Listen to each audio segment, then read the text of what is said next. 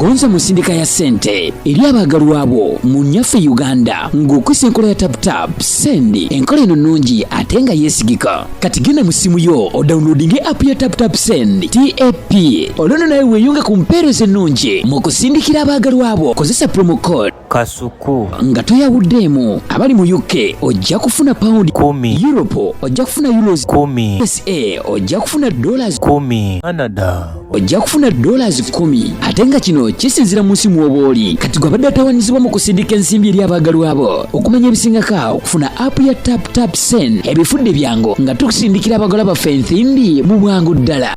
Titulizukira fenna tulizukira titulizukira ffe mu kitiibwa kya Yesu ku lw'oluvannyuma nti ku olwo titwala byonna bye nnina, twala omutima gugwo, twala byonna bye nnina titulizukira.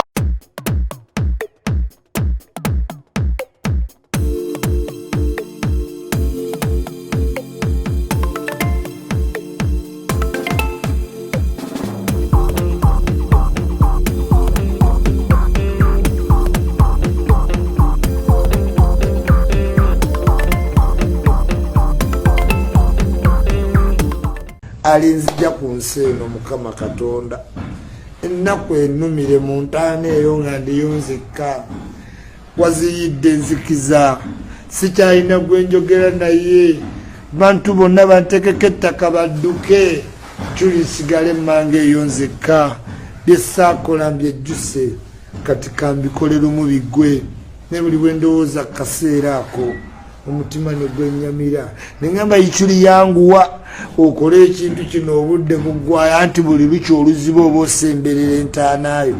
Naye kati we nawezezza omwaka n'empimamu ne ngamba oba ngisemberedde ddala oba ngituuseeko. Olya keeke naye ngeno omutima gwa oba yeno keeke esembye anti eyinza oba yesembye gw'osanyuka naye nga watuuka otuuse ku mugo gw'entaana buli mwaka oguyitawo oba osemberera entaanaayo. Kati sanyuka naye oyinza oba tomanyi ng'oluba waakagirya bwoti. Kati Ichuli kambikole omulundi ogu kuba saawa yonna ajaliyo gimanyi ogenda okkeera wa wangi Ichuli Laira keberako ku kitimba okakasa Laira kituufu Laira naye ogenda obivaamu ebyo nga yawedde dda okuziika Ichuli.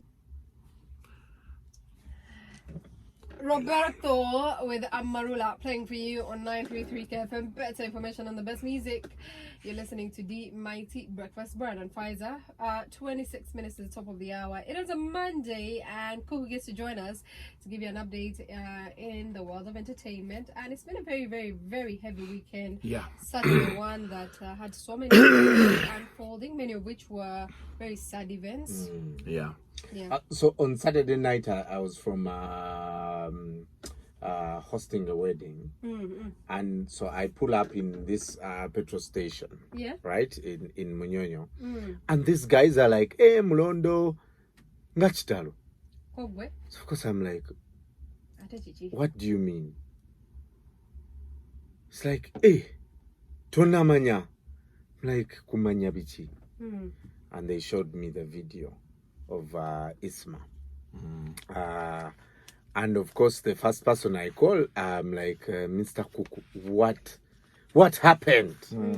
How could there are, I was telling Pfizer, there are people who die and you're like no, that was not the, like it's impossible that this person has died. You understand? Like for example, if I don't want to kubika someone. Died in the manner in which they have died, but also for the assumptions that are surrounding the whole situation. I don't care how they die. It's just like dying. Do you understand? Itself. Like they are the last people you think about. So when I called Kasuku, you are on location. Tell us what went wrong. What went wrong? I You were on, how? At what time did you reach the scene? I reached the scene like 9, like could be like 9:45ish, because I got the phone call from my log like 9:37. So my border guy tells me, guy over Mukobiye, what, so he comes, picks me, na ndeta ku scene. So you called me when his body is, I think, being taken. I think they had taken it or something like that. For starters, I want to thank the police. Baba Debare Sekabangari. And I think they were advised that no, muleta ambulance mumuteke. So then the ambulance came, nemamuteka nemamutwala. So it was really a dark day. That one I'll tell you. Like you've said, nange paka kati, I've failed to come to terms. You know, there is someone like who falls sick, and you get prepared. Yes. Like, you know, people will tell you tajja wona. Sometimes it's the rumors. Sometimes the docs tell you that this guy won't get better. Yeah. Yeah. And so when he dies, your mind is like prepared. And even still, if he had gotten an accident, of course the theories could have been there. Maybe his car was tampered with, but maybe it could have been, you know, it's more understandable. It's more more comfortable. But man, the way he died was terrible. It leaves so many question marks, and the thing that hurts the most in this entire life, because as Africans, we always want closure. That even when someone just dies of natural causes, we always find a fact of at least you blame the hospital. You blame the hospital. You say waluwa muloga, you know, stuff like that. So that, you know, you don't take it in all of it that the guy just died like that. No better no gumizoko. Even when you don't know. Wachitegera. Mzemama ange boyafa. You know, they read everything and what. Now these days, even kubiyafa kiwa yaja, kachimbera onenga makai chisenga, she lived a little longer. You know those things, but yeah, but for Isma's case, it was really terrible. The way he was shot, because you know somehow there is people. It's like Brian, you see yourself. We could all wonder, like, because the problems for between. Because there is us, then there is those in government, big people.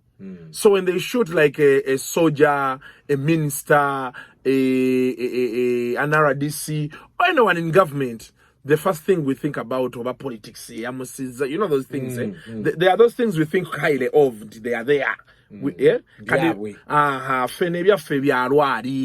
know, we petty things. Petty things. Kati oline bwavayo nagan. Mulondo olimwenzi twakula moloji bichi. Yeah, there are people have gotten to get used to that stuff. That people are just talking. The word is just talking. What will you do?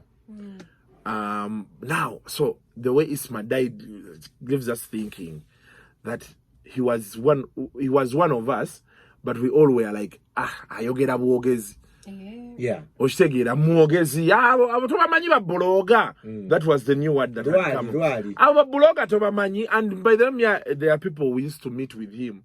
Ngabagala nyo mulaba, they could find him funny. They're like an old man, like this. Nenga avamwe bigambo bingi. You know those things. They just, you know, katinga. In the weirdest sense of it all, you can't think that he would meet his creator in like such a way. Yeah. But man, stuff happened. The answers, the questions are many, less answers, because one, we don't know who did it. We don't know why. Chichiche gamenti singabadde nti abadde afa bulwadde ki n'otegeera nti akunyonyola nina omuwala gwe neebaka naye nansiga sirimu oba nina gye nalaga ekyuma ne kinfumita. You know, you get what the why, what, the answers you get, how. But now we don't have answers for why. We could have answers for when, where. How? Did he have how many children did he have? He had no children. He had no children. He said he'd been trying to have kids for some time. Actually, there's a time why you get the call Bobby Wine's children, and they mocked him a lot. People on social media, Tozala. So like randomly, we were sitting with him. Nanga kasuku. Oloza nomunyizo zala yo mwana. Nembuza wakyomboze ekibuuzo ekyo. He's like, man, nitagambire no mwana nkaddiwe nga ndabayo omuntu anfaanana. Really? Nga naye wattabu nga nze. Ebyana ebyo binnangidde nnyo ku social media. Okitegeera. Wow, that's Kati because, you know, there's a way I learned how to handle people, I feared to ask him, but what is the problem? Kyava kuki. You get it, And to expound that for you, there's a time I was sick, I think last year but one. So he came to my place the very first time, like a shifting okudde chanja. Najje wange, because he was like, sikuuliza, tetu shooting bichine mga man narwala bichi. So he comes to my place. He finds my daughter. Nasanyuka nnyo nakasitula kadijukira that beard nekatandika kukikwatakwatamu. He used to have a bag he used to carry like this najja, you know those things, he had those wee things he used to have on the arms. Kati ng'oli abuzanyisa bati omwana. Then he got so interested. Kati ng'anyumiza like his time in Sweden, he had over some chike yamutwala ng'alina abaana kati ng'abazanyisa. He's like njagala nnyo abaana, you know those things. And when my daughter's birthday came around last year, we didn't tell him. He just saw photos. Nanyiga, kati omwana ate namusuubiza neki, you know those things. Now, the girl's birthday, by the way, is today again. And we were supposed to do the party yesterday. The plan was, I wanted to call him like in the morning yesterday, Mugambe, birthday mukwano gwe tuuse. Because he already used to send her a gift, which didn't happen. So, I think for me, that's the only time I spoke with him. Of course, the other times where with these people he used to work for, when it got stuck in Mobende, we are far. Nangamba kasuku nagenze, nena ade njagala kwechanga bichi, because I think Bebe Code is the one who invited him. Nanga na yes, sigenda basa basente.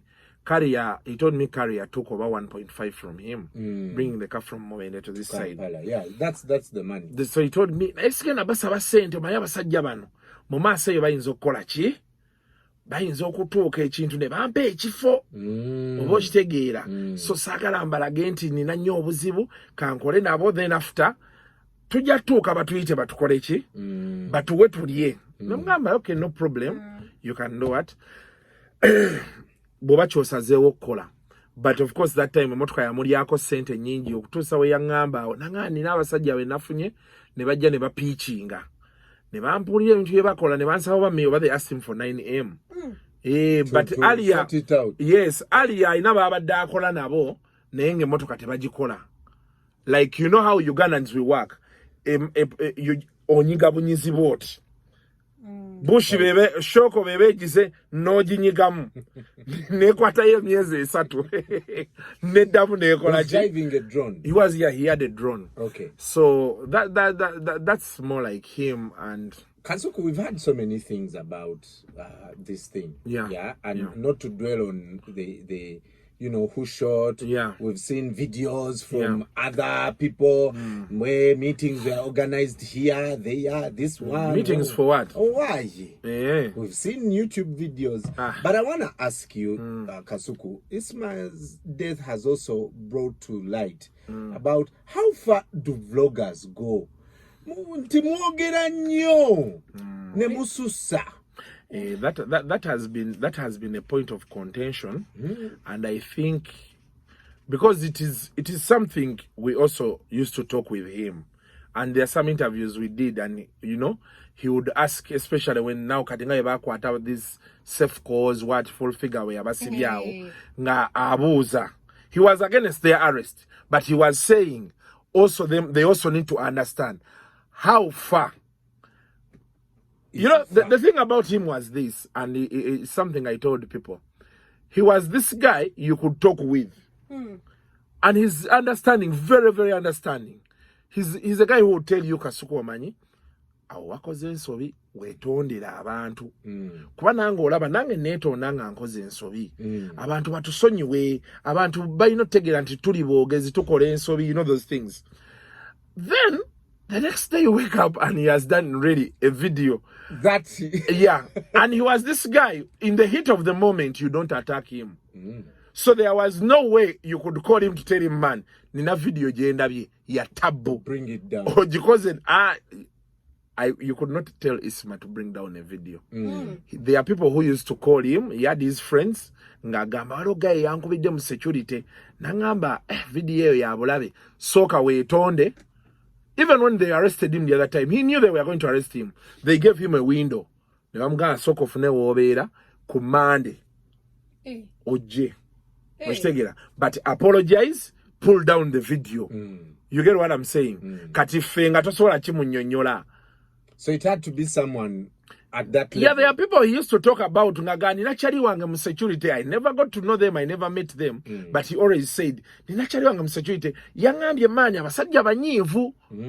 Kati this time round, this last week, I didn't get to talk to him one-on-one. We were talking on phone about gymming. There's some gym he had taken me to. Ngaina oba yali yabachi kubina eno. Ngagamba nagenze ne bankola massage kubina. Ne bina lichanuma kati I'm doing exercise. It was it. So I don't know what happened to him. The last time I was with him, yali abinyumiza and my mind was somewhere. And I think that's how we ended up going to that new gym of his. Now he's saying something happened to him around the bum. Over he fell down. Over baamukuba. Katinga it is hurting. So he told me I had gone for massage and you know those things. Then we went to the gym. And that gym like Nadia there up. A new gym he had gotten. So he had his people that could tell him. Kati, this time round, last week, there is some viral videos he did, like 2 of them. Of the late and one tribe he was. Kati, I never spoke to him. And he never took, I don't know if he took down the videos. Because the other guys could usually call him, the guys he used to say, would call him to tell him, abakuru banyize. So, soka ojeyo video wetonde. So because for him, he was of the belief that when someone apologizes and says, I'm sorry, it is only prudent for you to understand that he has made a mistake, he has realized his mistake, and he's willing to change. So when you keep pushing him, and he had it, when he used to keep time, when you come 30 minutes late, now for me, he couldn't go rowdy on me because he knew I could also go off. So he could, ngatolotoma, katifi, man nzola bakasuku nabera ebweru eyo nga tukwata obudde train nekuleka ngo oba basi ne omusajja nakutuuzaawo n'omugamba musajja ki gamba nti nkutuuzizza kati ontuuzizza wano biki so he would remember what's there like for 30 minutes until you tell him like I'm sorry. Naga kali tubireke kati gwe wategedde walabika video and you move on. He would switch instantly like I told you, he was extreme. He was extremely hard and extremely soft. And he could change in a flash. So he could tell you, you tell him I'm sorry. Then he tells you, Negwe, walaweka video kashiba. So you could like imagine someone, you know, how someone moves from and instantly. You know what's crazy? Like my memory of Isma was, you know, when this Saha Hulabar was going on. I met Isma at Zari's party. And Isma is like, musajja nakulabye naye ebintu byewayogeddeko bituufu ebimu bituufu the next day Isma released the video abusing me. Yes. I said, but Isma what's going on with this man? Era he was this type of guy ng'asobola okusanga kati when you're his friend kati awomanya nti saha ayinza okuba yamukubira namugana naye mulondo nankola bwati naga mundekere kati era ng'asobola okusanga naga maani kasuku musajjawo namuyisizaamu but the other one is my friend nga sisobola muleka okitegeera kati nze ku byakabaka yakolawo video nanga kasuku there is no way buli omu kye yali ayogerako nga sisobola kukireka ne kikola ki because audience yange yandigambye ntiriddemu because of you kati yalinga onagaseho Kasuku ne muga nti kaka abadde ki nanga nti obitegeera so but when I met him like nangamba manyi Kasuku, you know what you need to do. It is okay to however hard you can be. It is okay for you to realize there was a problem. Ne obanga sigo wabyogera. Naye kati buli omu ayimiriddeko ggwe. Abantu just tell them you're sorry. Ekikulu kati naawe ekintu wakitegedde. Nangamba nze mbikola buli lunaku. Wali nesigala nga ngenda mu maaso. Abantu babeera banyiize naye ne bategeera nti tuli boogezi. Ne bategeera nti nakoze ensobi ne bakola ki ne bansonyiwa. So but the apology might be late. For with him, if you explain to him something, actually, the first interviews we used to do, we used to have a lot of discussion. Kati nendabanga he would get uncomfortable because most times he would come nga ina kyalowooza. Adde ne similarity nyingi netamale mirundi. You know why itamale mirundi tayagala kumuchaza with other people? Kyaba alowooza tayagala kivaako.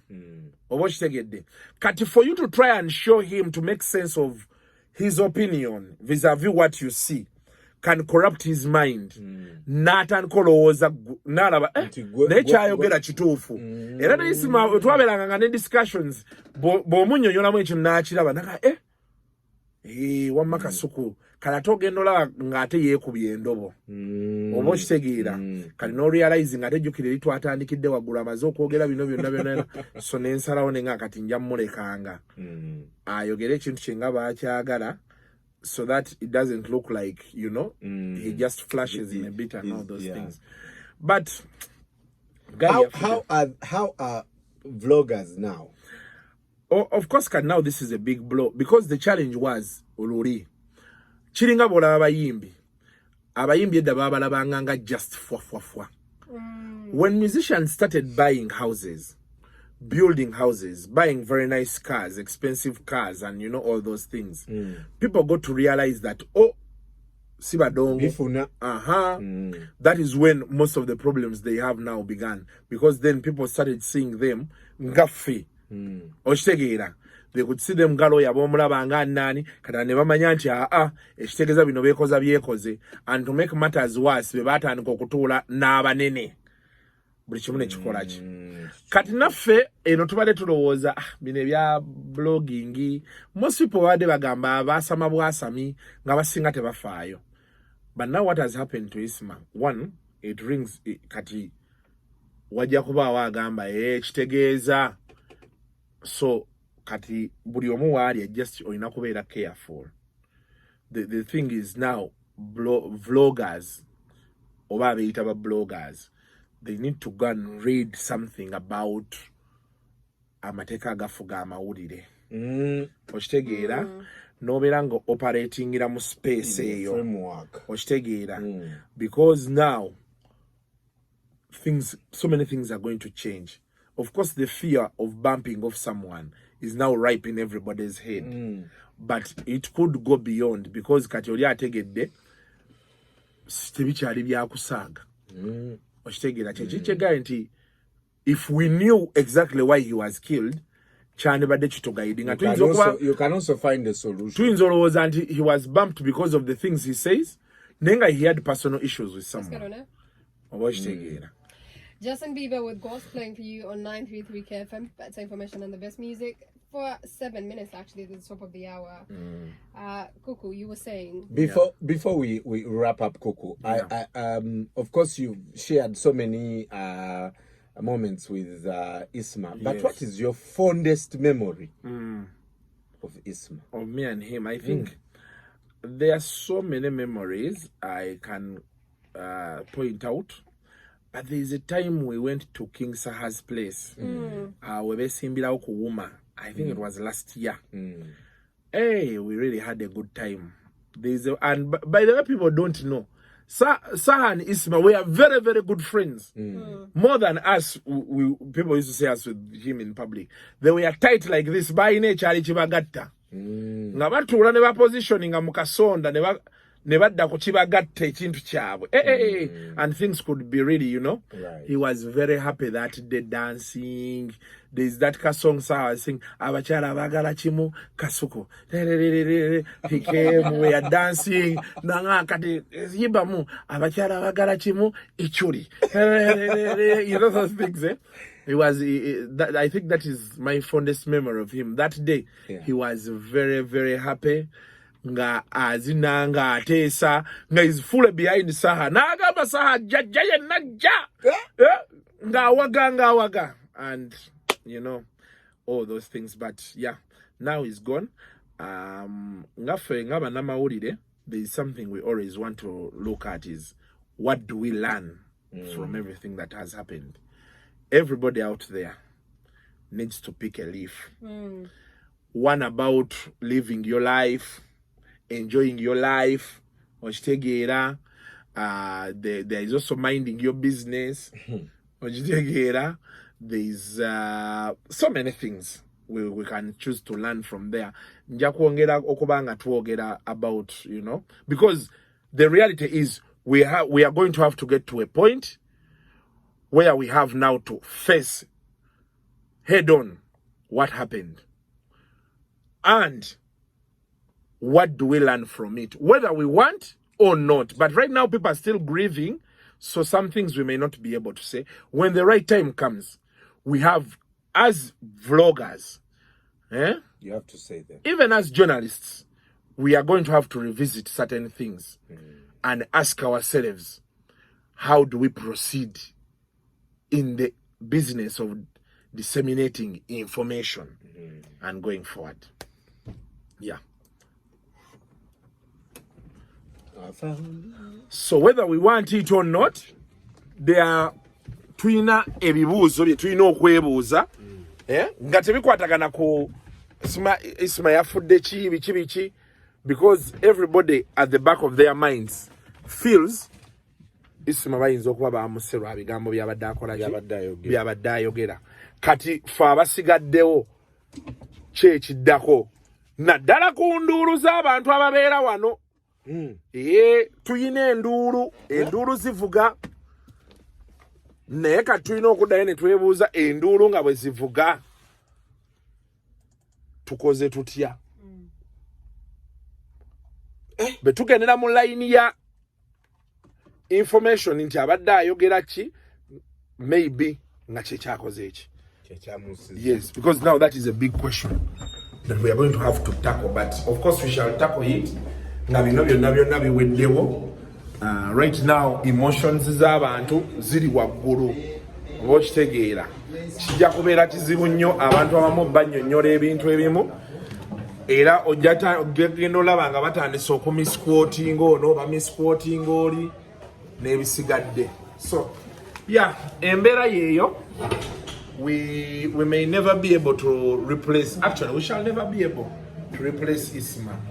He's been one of a kind, but we pray the God receives him with open arms. Amwanirize n'ebisigadde. Penga amaziga gamuyiseemu. By the way, amidst bino babadde byolaba mu public nti ki, they have been very good friends nga boogera. The whole omuzannyo guno ogwa blogging okulaba, vlogging oba kale bo bagiyita blogging, abadde ayina engeri gye yagutegeeramu. Isma nga ye muntu sewola Brian wano nga akuviirayo awo n'akusanga naga muganda wange nambaazi ziri ziba ziriyotambula naye nsonyiwa owakitegeera. He was so open-minded about things, and nalabye penge bambi nga akaaba. You get to understand kuba abadde musajja we batandika bonna eyo ebyebiri. Okay, yamusanga olidde ono yagenda maaso naye wabawo ekyo ekikugatta. Kubalaba abo abaana abo babeera ku ezo lives nga beeyogerera bya kisiru okitegeera. Oli nga abeera awo n'agamba bundi yakoze baati kati nzola ku bintu bya ku sikando ya Kabaka eyaliwo abantu bayogera ebintu Isma nga ngamba kimu kasuku ezo like oziraba.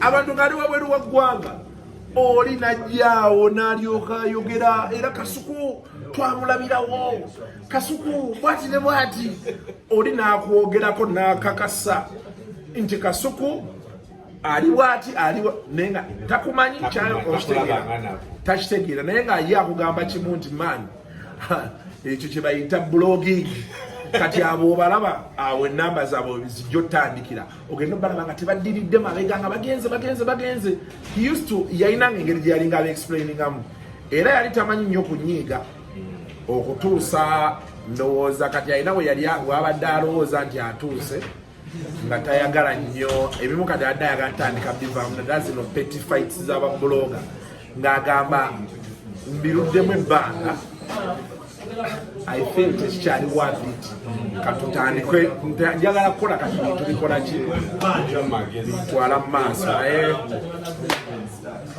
embeera yeeyo those are just a few hints. Nina Kasuku live podcast ngenda genda gishootingirako leero. I thought it fitting nti engeri Isma gye yafudde I could begin it with a tribute to him. Some of the things I remember about him ebimu byemba waddaawo n'ebisigadde. Ekikulu kya byonna kiri nti ffenna twalumiddwa era twanyoleddwa naye tubeeremu careful naddala mu analysis zetukola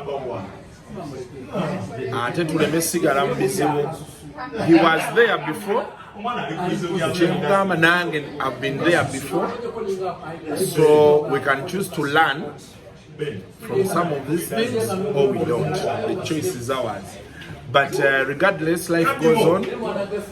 One thing I'm sure of, we are feeling iranze yalinga ngamba nnyo nangamba nti Kasuku amazima gali nti abantu banjagadde kyemmanyi yafudde mu byonna nze kye yaŋŋamba ngera kyemanyi kye yafudde amanyi nti abantu bamwagala kuba yaŋŋamba nga nanga Kasuku abantu banjagadde nnyo